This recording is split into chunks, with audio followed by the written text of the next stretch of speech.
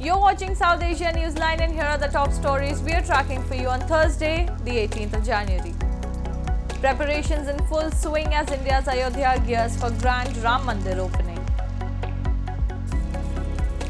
Pakistan launches retaliatory strikes inside Iran, stokes regional tension. And Sindhi activists hold anti-Pakistan protest, raise pro-freedom slogans.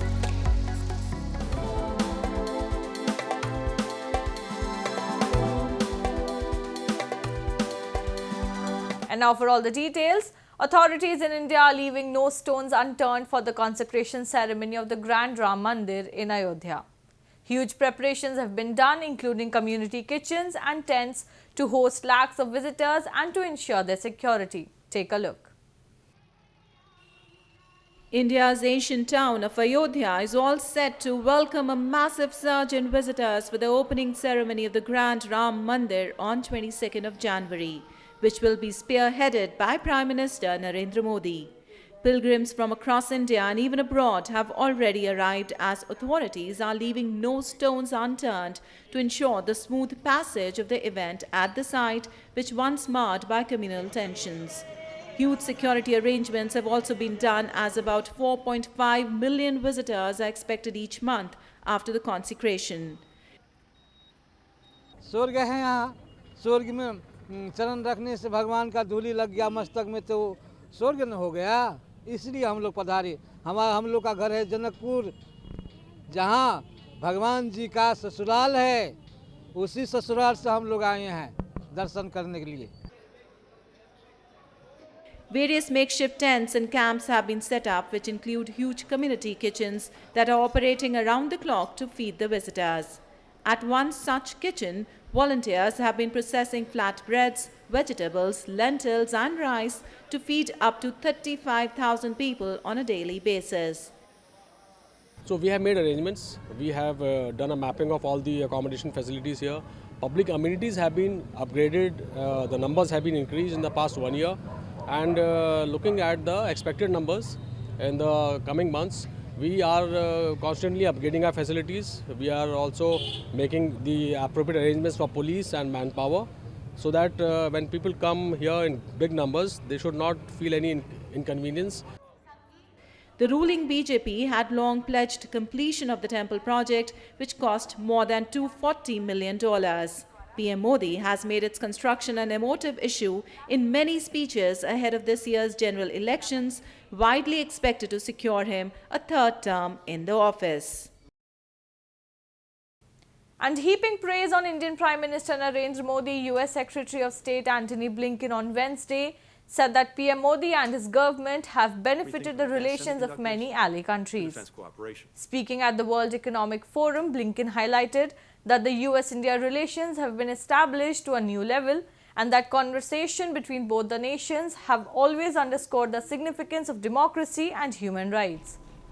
More than 2,800 representatives from 120 countries, including 60 head of states, have gathered at the event in Davos. Moving on, 2 days after Iran launched air attacks on terror bases in Pakistan, Islamabad on Thursday retaliated with strikes inside Tehran targeting separatist Balochi militants. Reports suggest several locations were targeted by Pakistani forces deep inside Iran. The neighbors have had rocky ties in the past, but the strikes are the highest profile cross-border intrusion in recent years, for which Iran has demanded an explanation. However, Pakistan has recalled its ambassador from Iran, and the Iranian ambassador to Pakistan, currently visiting Iran, will not be allowed to come back after Iran violated its airspace.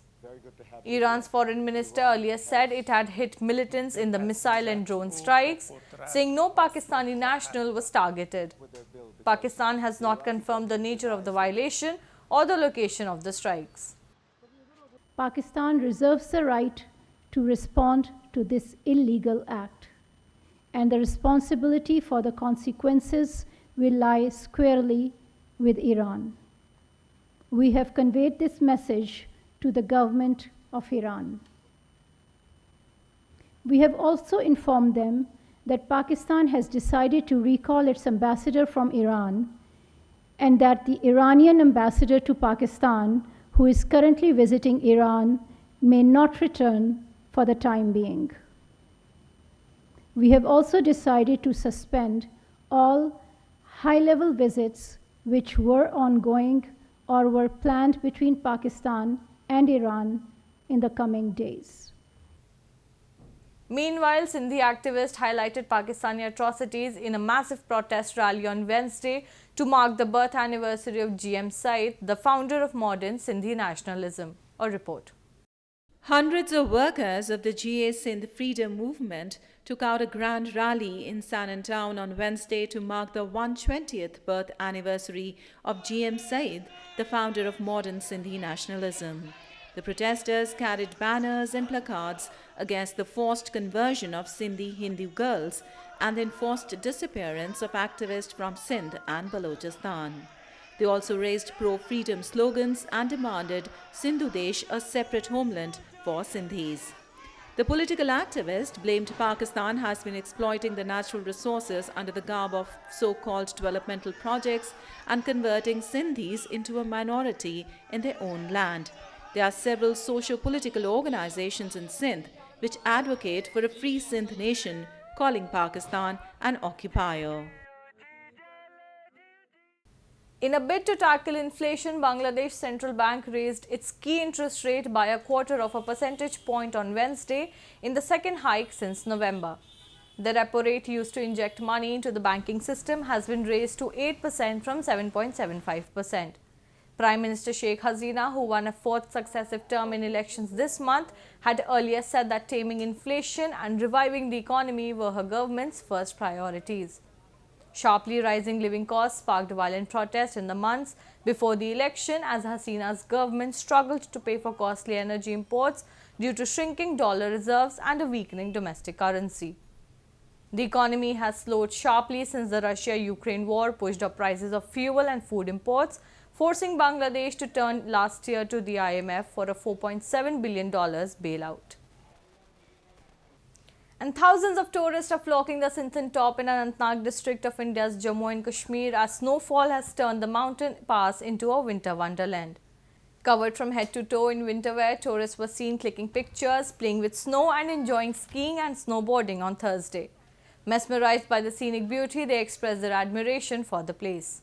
पूरे श्रीनगर में, पहलगांव में, गुलमर्ग में कहीं पे snow नहीं, सिर्फ यही spot है सिंथन टॉप जहां आपको मस्त बर्फ मिलेगा, आपका जर्नी सक्सेसफुल होगा. Come to Sinthan top and enjoy your vacation. The majority of tourists visiting the Kashmir Valley during January mostly come to experience snowfall. The valley is presently witnessing the 40-day-long period of harshest winter spell known locally as the Chilai Kalan. During this period, temperatures plummet to sub-zero levels in several areas. और अभी हम लोग पहलगाम से यहाँ तक आए हैं. बहुत सुंदर है. It's very beautiful. अच्छा. Yeah. तो पहली बार आप स्नो देख रहे हैं? Not the first time, but yeah, Kashmir मेरा first time है. आना चाहिए. असली heaven तो यहाँ ही है. That's all in tonight's edition. We will see you same time tomorrow. Good night.